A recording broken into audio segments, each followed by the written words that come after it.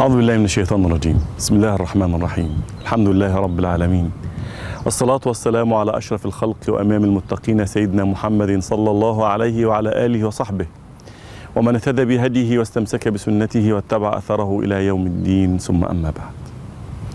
ما أروع القرآن الكريم حين يرسم لعباده المؤمنين طريق الجهاد الحق المبني على بصيرة الواضحة معالمه، الذي ليس فيه غوش ولا غموض.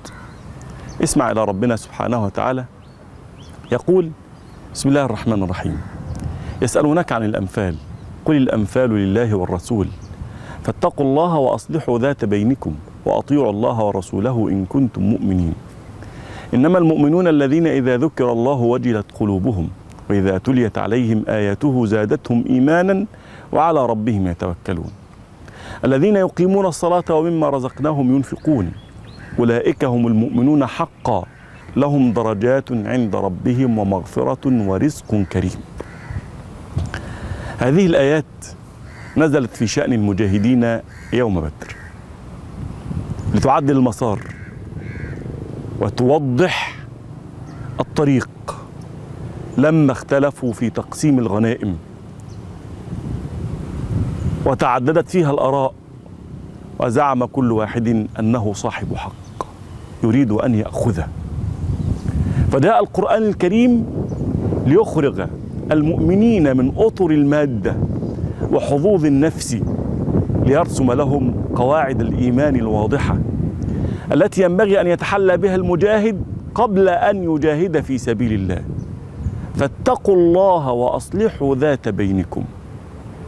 إن القرآن الكريم جاء ليقطع على الناس خط الرجع في هذه المسألة، أن الغنائم أمرها إلى الله يقسمها بين عباده كيفما يشاء، أما أنتم فانشغلوا بإصلاح أنفسكم.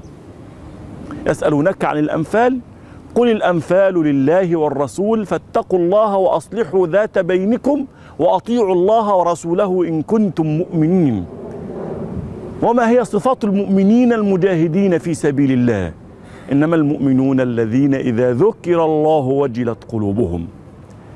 ذكر الله في نفوسهم فعظموا أوامره ونواهيه والتزموا بأمره ونهيه ولم يتجاوزوا لله أمرا ولا قرارا.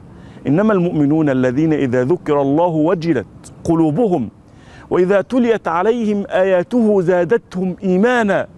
ذكر دائم، تعلق بكتاب الله عز وجل، كلما مرت عليهم آية زادت من يقينهم وإيمانهم، زادتهم إيمانا وعلى ربهم يتوكلون. يعملون ويتركون الأسباب لله عز وجل، يتوكلون على الله سبحانه وتعالى.